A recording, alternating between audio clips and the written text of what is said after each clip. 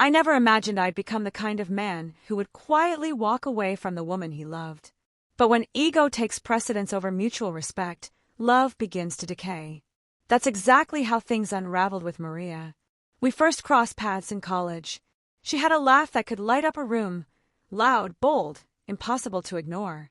She was fiery, ambitious, and spoke her truth without hesitation. I was more composed, quieter, someone who kept things steady. Maybe that contrast was what drew us together.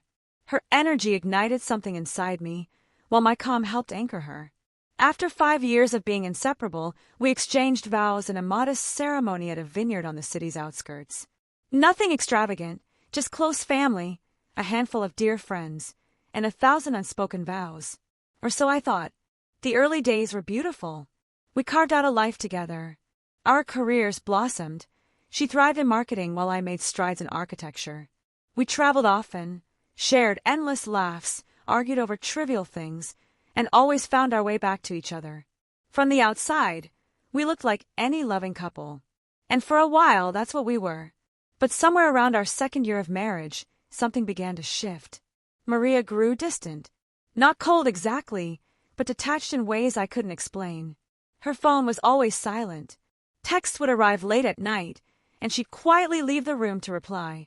Her late nights at work became more frequent. I asked, gently, if everything was all right. Each time, she responded with an exasperated sigh, brushing me off with, "You're being paranoid, Andrew. I'm not your possession." I wanted to believe her.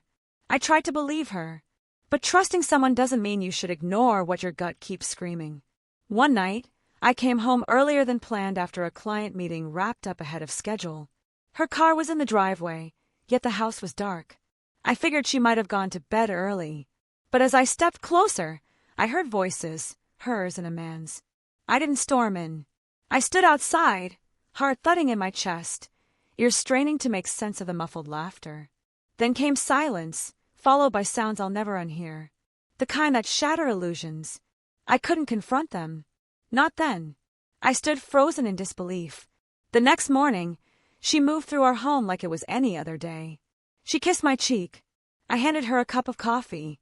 I watched her closely, and for the first time in years, I realized I didn't know the woman standing across from me. That evening, I asked directly, "Is there someone else?" She didn't blink. She stared me straight in the eyes and said, "Why do you think you get to decide who I sleep with?" No shame, no hesitation, just a brazen statement laced with defiance, as if I were insane for expecting fidelity in our marriage. I can't tell you what stung more, her words or how unfazed she seemed delivering them. So I didn't shout. I didn't beg for answers. I didn't cry. I simply nodded. All right. That night, I lay beside her, staring at the ceiling, listening to her slow, peaceful breathing. I thought about how many lies had been whispered into the darkness of that very room. I wasn't furious. I was finished.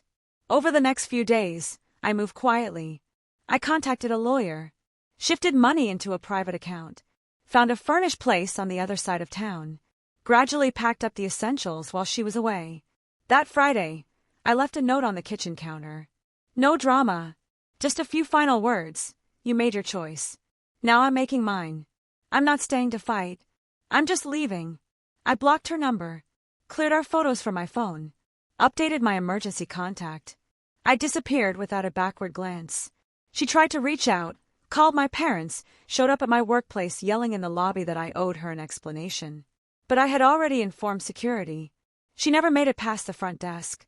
Later, I heard from mutual friends that she'd painted me as controlling and emotionally manipulative, said I suffocated her.